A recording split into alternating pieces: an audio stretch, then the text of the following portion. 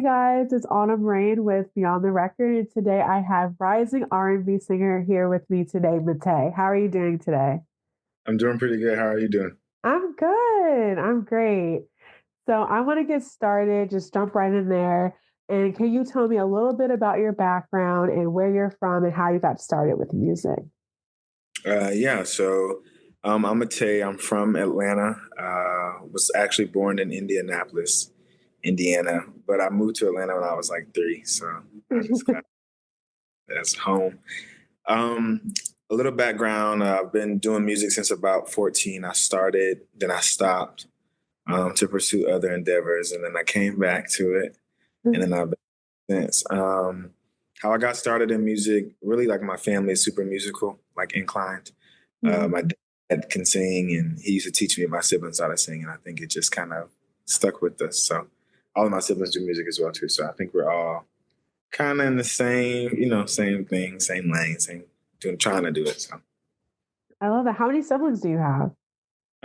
so I have just an older brother and an older sister. Okay, cool. Do they sing as well, or do they produce, or what do they do? My sister, she's an actress, but she also does music as well too. Oh, Um, she's just like a singer. She does write songs as well too, but she's very much like actress, production type of thing. That's her thing now. She's currently doing a play. So she's traveling all over, like I mentioned before. And then my brother, he does a little bit of production, but he more so does like hip hop, R&B. That like lane of like hip hop, but it's not fully R&B, but it's not fully hip hop. So he's kind of in that too. But he's a jack of all trades. I think he does a little bit of everything. I think I'm probably the only person who is like, in like the alternative R&B, pop type of realm as well too. So. I see. Do you ever see yourself working with them, or would you ever be interested in working with them on a project or even like a track? So me and my brother, we do have songs together. Do I like the songs? Maybe not as much as I used to, only because they're older songs. You evolve and you find your sound a little bit better. But I write a lot of songs for my sister, so a lot of songs that like she like is releasing or about to release is a lot of the stuff I basically wrote. So that's really just about it. Like, as in regards to collaboration and stuff, I don't know. Maybe you never know. Like, I don't. I think when siblings do the same thing, I don't think they really have a conversation of like, we should do it together at the same time and do it this way. And at Yeah. least for us, it's like I think we kind of everybody has their own space to create, and then like when it's done, like we listen to it and like, oh, this is really good. Most of the time, we don't hear it until it's out. Oh, wow. With I hear it because of course I write it with her, and then with my brother, you don't hear it till it's out, and then kind of likewise with me. But it's pretty cool because it's like fresh ears. So Yeah. That's cool though. I would always think that's interesting when like a whole family is into the same thing like that. Um, yeah, because my only experience with that is just like my sister and I both took uh guitar and piano lessons at the same time. And like we are not musically inclined. Like it's like that. But we worked together on the little songs we made in like our room and stuff. So I think that's super cool when you guys are actually professionals in the field. And like you said, you have your own lanes and your own thing. And I think when the right time is and like something that you want to do and something they want to do, y'all can come together and make something really cool. So yeah. I like that. So, what are some artists that you believe that should have some more spotlight and some artists that you grew up listening to? Yeah, so some of the people that I listen to now is one of them is Khalil. His name is Khal exclamation point L. He's super dope. He's kind of in the alternative space as well too. I'm listening to Kendrick Lamar, also Leon Thomas. I think everybody should listen to Leon Thomas. Yeah. I love Lucky Day as well too. So those would be on the male side. On the female side, I would definitely say like Tate McRae. I think her new album is super, super, super dope. And the people that I grew up listening to, um, from the Winans to Michael Jackson, of course, Beyonce, Usher. The list kind of goes on from there, even with like from Joe to Tank. My brother was a super big Tank fan. So I think that's really where like the foundation stemmed from. But we're here now. Yes, no, those are amazing choices. I am a huge, huge Beyoncé fan, and I think Tate McRae's new album is amazing. And I think that if she could have a year like Sabrina Carpenter, I would not be mad at it. So, Yeah. I think she's gonna do great things though. She's like a pop star. yeah, no, for real. No, she really, really is. So let's talk more about your music too. And I want to know, what are three songs from your own discography that you think fans should listen to get to know you better as an artist? Mm, this is kind of hard, only because it's just as like a split mind for myself. I feel like I would want them to listen to something that'll get them like moving and that'll like be like possibly their favorite song. I, Uh-huh. I really wanted them to like sit down and listen. So I guess I'll split it up in that type of category. Okay. Um, I would say if I wanted them to just sit down and listen, it would be Master's Voice is one, Solitude is another one, Good one. and then um, I would say Difference as well too, just because I think people's meaning of difference is so like it's what you make it. Because I think that's the way I wanted it to be. I wanted people to kind of relate to it from their own narrative. Uh-huh. Uh, so I would definitely say that. I think those three songs will make them really think. It's like, you'll like it, but you just have to really sit down and listen to the lyrics just to really understand what I was saying. Yeah, and that's what I really appreciate about your music as well, is that you have good lyricism, and I think that is in itself a lost art, especially with a lot of newer artists rising up right now. It's just that, like, oh, this is a really cool beat, and like I can listen to it maybe in the gym or something, but like there's no substance to it, and I feel like it's not going to last, like, and I love music like yours. Like, I could go back to and just think about a time that I've been through or a friend has been through or something, and like the lyrics actually mean something. So I just want to give you your flowers for that, because that's definitely something that all genres are missing, I feel like. Yeah, appreciate it. I mean, it is definitely like a skill. Everything is so fast now. And I think, Yeah. I try to keep up, but Yeah. sometimes it's hard because, I feel like I want to release something that I can relate to that doesn't make me feel like it's so far outside of myself. Yeah. Um, so I think that's really why I write the way I do or make music the way I do, just because I feel like it's like a timestamp. Like, like 20 years from now, I look back and I'm like, I'm exactly where I was. And it now makes sense because I articulated it the way I did. So, Yeah. No, that's great. I think a lot of times that's a lot of people love music, is just you go back to that time when you first heard the record. And I think about, I don't know why this came to me, but J. Cole's 2014 Forest Hills Drive is one of my favorite albums. And when I go back to that album, it came out when did I graduate? Yeah, I graduated high school around that time. So when I go back to that, and that album is all about his adolescence, and like I was just like leaving mine going through that album, and I immediately think of me like walking to school listening to that album and all that stuff. And I think for you, like as a writer, you probably in your head do that as well, you know? unintentionally, though, because I mean, Really? I think, I don't know, I feel like other writers could probably attest to this as well, too. It's like it's intentional, but it's not. You're just trying to like formulate it a little bit better. Just because I guess for me in college and stuff, I did like a lot of like journalism classes, and that was basically like my primary thing. Oh, Um, cool. so I guess it's like I feel like it doesn't make sense if it's not like a complete sentence or a complete phrase, like you Uh-huh. know, technical. Yeah, so I think that's probably also helps with the timestamp as well too, because you want to tell the story. Yeah. What would you say is your writing process? Like, what helps you? Does it come to you randomly, or do you need to be in some sort of setting for you to come up with a song? A little bit of both. I would say like the setting definitely matters, only because I like to make. I can make music with other people in the room with no Mhm. problem, but I feel like for me to dive to a deeper space within myself and also probably spiritually too, Uh-huh. uh, do it by myself. Just Mhm. because make mistakes, nobody can like hear it, or it's a judge free zone. But Yeah. I'm learning to kind of really open up to that. But yeah, I mean, I think for me, it does come in waves as well too. It's not like I can get up and say, "Oh, I want to do it." Like it has to. I wouldn't say something has to happen for it to happen, but it's I have to just be in a space where it's like, okay, I've kept my emotions bottled up for this amount of time. I think now it's time to release, and let's see how many songs I can make. Ooh, I think with all the interviews that I've done too with people that actually, write their music as well, do you find journaling? Do you journal? Is that helpful to you to write music? So I do something a little different. Like I might not journal, but I'll probably, I probably like sometimes I record voice memos just because I feel like Mhm. typing is just a little bit too long, and then it's like I'm like I lose the plot of why I'm actually typing. So I think Yeah. it's just like I'll just turn on my voice memo, and then I'll just probably talk, and then from there, kind of let it do it, go kind of wherever it goes from there. I love that. I just saw an app that allows you to like create videos or voice memos as a diary or a journal.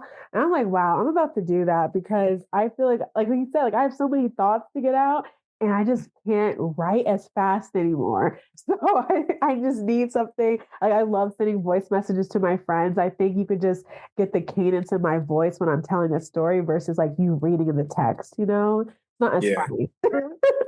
yeah, and I don't know. I just feel like I've learned that speaking into like the phone or like a recorder when you're upset or like you're trying to get something out, like you might sound crazy, but at the same time, it's like when you listen back to it, it's like you can hear the emotion or the inflection in your voice where it was like, okay, I was going through something that day, or like that was a pretty good day.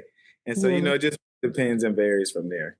Yeah, for sure. I like that voice memo thing. I think I'm gonna start doing that. That might be my new like digital diary. No, it's fun. And then no one can hear it. Like I think you have to actually like really dig to find it, if somewhere were to go looking for it.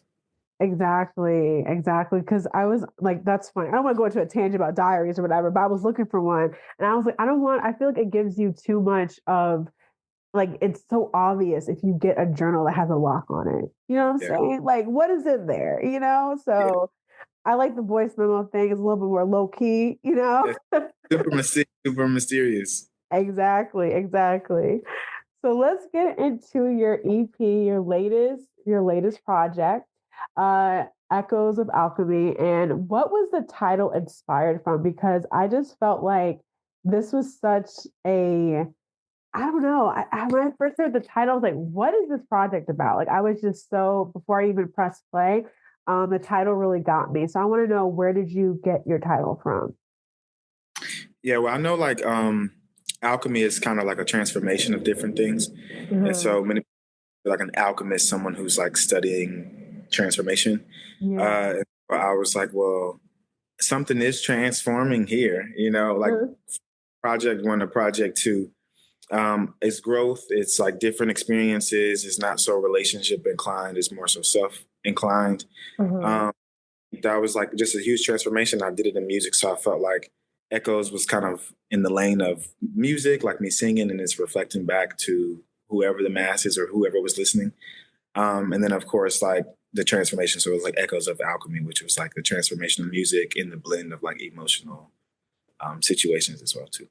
Bring that with going a little bit back to your writing process too, when you said that the album is more so a self-reflection and more based and focused more so on yourself versus relationships, like was it harder or easier to write like focus more on yourself than it was a relationship? Oh, I feel like when you write from like relationship, it's super easy because it's like so many people are like able to relate to this. So it's like, oh, I know this sounds good, this feels good. It's kind of to me, it's a little bit of a like a cop out a little bit because it's like Mhm. it's expected. It's expected for you to talk about love. It's expected for you to talk about good relationships, bad relationships. But I would say for this one was a little bit more challenging because I had to dig deep to where it was like it's just kind of how can I say it? It's like with making music, you have so many different facets that go into it. For example, Uh-huh. like the creative process and the sonics, like how does this sound? And then like you have to articulate it that way to be digestible to the listener. And I think for me, it was like, how can I make my personal experiences merge with the musical sonics and where it makes sense and it's super digestible. So I think that was probably the hardest part because it's like you didn't want to share too much, you don't want to like over sing, so it was pretty technical, just to say the least. Okay. That's interesting. That's really interesting. I like that. I think it's definitely I think it does definitely hits harder for me when I listen to music that is not based on a relationship because, you're with yourself, all the time, and I think it just comes from a very like vulnerable state. So I like the fact that even how you were even able to get there. So was it when you decided to have this project, did you decide at first that it was going to be more so about yourself and like rather than relationships, or it just kind of came to you? It definitely came to me. I tell people all the time I never stopped making songs, but I think this was one time a lot of songs I was making, I was like, oh, that's not it, that's not it, that's not it. And then I made the whole project in like a week. Like I like wrote everything and then sang in like in the whole week. And then I was like, okay, I like these songs. Because I record demos at home and I just took it to like a bigger studio, like where they more professional. Uh-huh. Um, and then yeah, it kind of went from there, and then it just kind of evolved itself. But once I had to lock in on it, it was like couldn't turn back. So whatever Uh-huh. it was going to be. So Oh, cool. So, do you have a favorite on the track? And if so, why? uh, I mean, it depends on the day. Some Okay. days, Solitude is probably my only consistent song that I'm like, I love this song because I really wanted people to get that song and really appreciate that song. Uh-huh. It happens like so. Your favorite song may not be other people's favorite song. So Mhm. I would say that one. Solitude is probably my favorite, just because I feel like that was the first song that I made on the project that like kind of I connected with and I wanted to dive deeper into. Mhm. And then a strong second will probably be Ascending or Difference. Ooh, okay. Yeah, I told you how much I love Different. So we're gonna get more into that one later. So you have one feature on the album, which is Sadia George on Ascending. So how did that song come about? Like it's kind of a beautiful, in my opinion, like duet, like you guys going like back and forth. So how did you first create that song, and why did you decide to include a feature on the project as well? This is your Mm. only one. So, because there wasn't supposed to be any features on there, only because I think features are now they can be a little bit complicated because either you want to work with somebody that's not in the same area or not in the same state. So Uh-huh. it's like that whole business aspect of it gets a little tricky. But this one, originally I sang it and I created it, and then I sent it over to her because we were supposed to do another song. And so I Okay. was like, do that song, let's do this song. And at first she didn't really get it. Like I don't think anybody got the song because it just was different. Uh-huh. Um, and so yeah, I just asked her, and then she came to the studio, and we just created it. And she just kind of sang and made it her own. She changed some things a little bit to make it tailored to her, and then she took my pointers and my tips of how I wanted her to sing it, and she kind of made it her own. So that's really how it came about. But we're friends though. We've known each other for years, so it was just like I asked her, like, "Can you get on this song with me?" And then she was like, "Yeah, send it to me." And I think that part gets super like tricky because like you'll send someone a song and it's like they don't like it, then it's like makes you like I need to go the whole way. So I think for this one she was like, yeah, like I don't really get it, but I mean it sounds nice. And so for her to process it was pretty cool. So how would you explain the song too in your process in writing it? Mhm. These are some good questions. Um, I would say so. Ascending is about it's like a psychedelic experience, just to kind of Oh, say the least. And wow. it starts off that way, and then it just takes you to a new dimension. Ascending is supposed to be the glue throughout the whole project, from old habits to kind of those old habits falling off into something, evolving into something new. Mhm. And ascending really is just pretty much about that. It's like, you kind of get taken into this space. It doesn't have to be psychedelic, it could be just in general in life. And you get taken into a space and you kind of come out of the space differently than you went into it, but it's a kind of an evolvement, but it's just kind of the process of that evolvement. I wanted it to be a little theatrical. We love that. We love theatrical. We love drama. We love it. So I like that. Okay, I because I wanted to ask you about that too, just not only because of the feature, but because of the fact that it did feel like psychedelic, and I love that you use that word for it too, because that's you feel like you're kind of like floating in there. And I always feel any song that allows you to feel like that is just really special. So I like that. Oh, Appreciate it. of course. So I know so far you released two acoustic versions from the album. So you got Deep End and you got Difference. So do you plan on releasing any more acoustic versions or what do you think? Man, so what I should have done, I should have just I didn't think honestly, I didn't think people would like to answer the question, no. But to Okay. like I didn't think people would really I didn't think it was really a demand or people really would like the acoustic version. I was doing it because I wanted to just I feel like I didn't round out the whole thing. So I wanted to Uh-huh. find a and the plane and I felt like that was a very cool, lighthearted way to do so. Okay. I wish I would have done all of them, and gave everybody a full length, but I gave them two. Hopefully, they enjoy it. But it was yeah. So no, I won't. Maybe not for this project, but maybe for upcoming music stuff. Okay. Okay. We're gonna take what we could get. That's okay. That's it's kind of like you're kind of like here, damn, like just take it. Yeah, because I mean, I didn't think because it was just supposed to be the videos, like it wasn't Uh-huh. supposed to be like a release behind it. But then it's like people were DMing me. They were like, "Hey, is that out?" And I was like, "Okay, this is like the 12th person that's asked. Maybe I Uh-huh. should give it to them." So Well, now you know for the next project that there's definitely a demand because I feel like with the acoustic version, your songs, but also just like when artists do an unplugged version of their songs and stuff, and they're just like sitting there and they're just like singing. You can see the inflection in their voice and everything. It just gives you a whole new feel to the song. And sometimes a lot of people like the acoustic versions, better. For yeah, me, like I told you, like the difference is one of my favorites on the album, and I like equally like both. So at least now you know for next time what to give the people.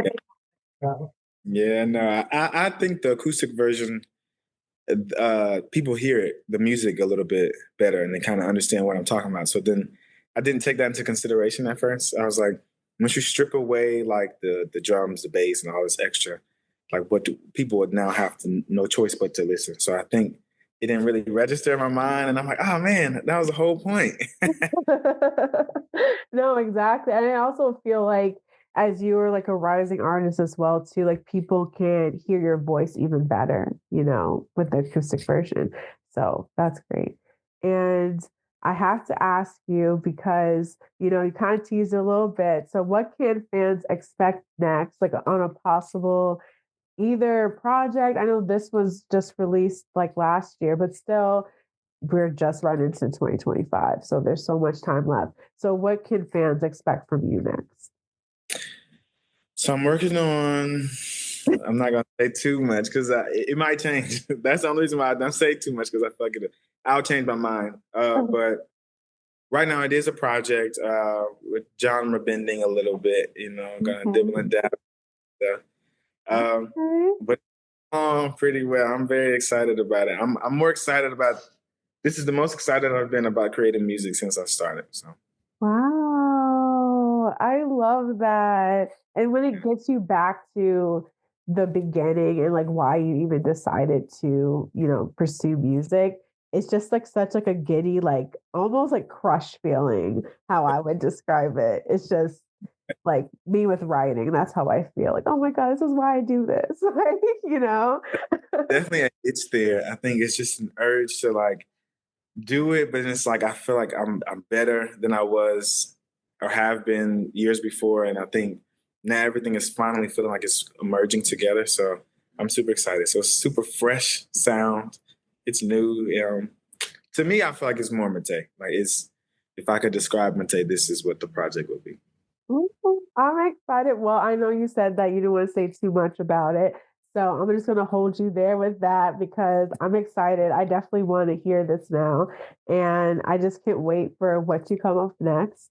So before I let you go, I do want to do the Getting Deeper segment where we're going to talk about one of your tracks and we both decide we're going to talk about difference.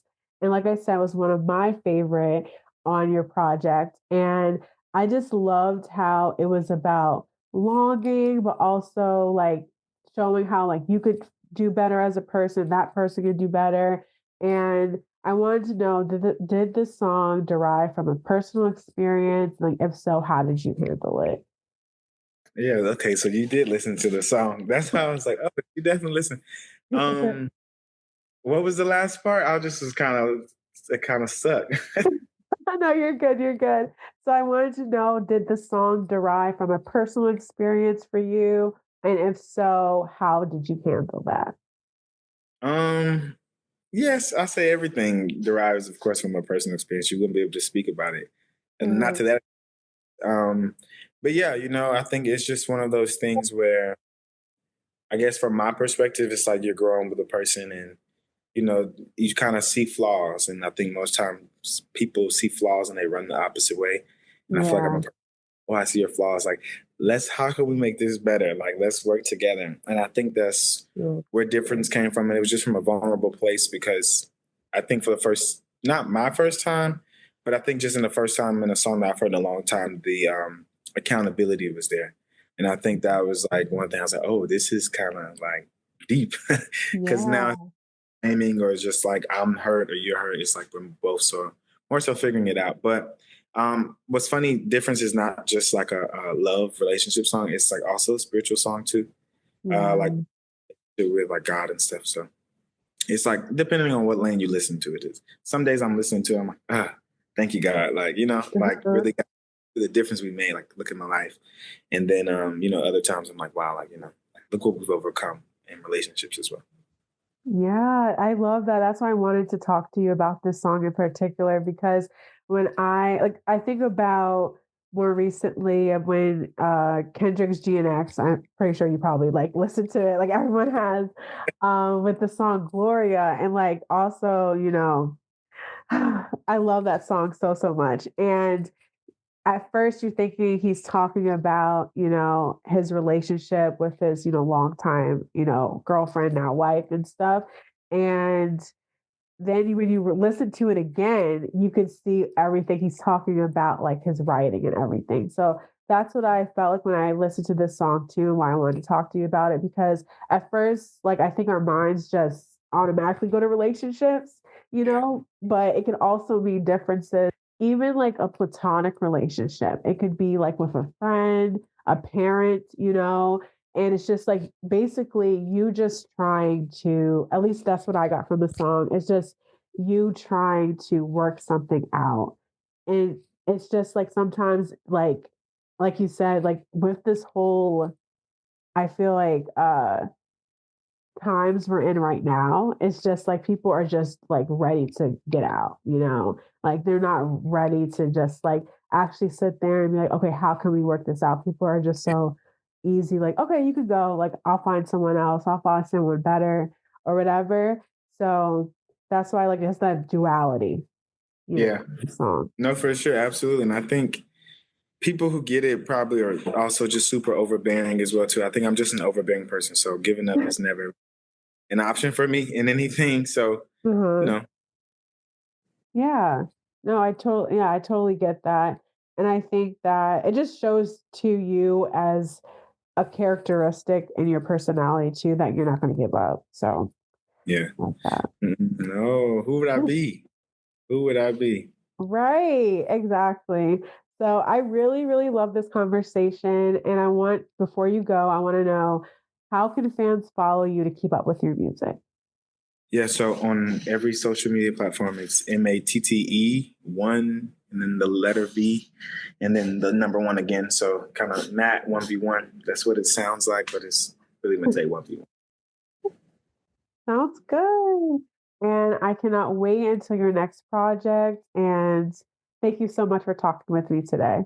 Yes, absolutely. It's been fun. Thank you so much.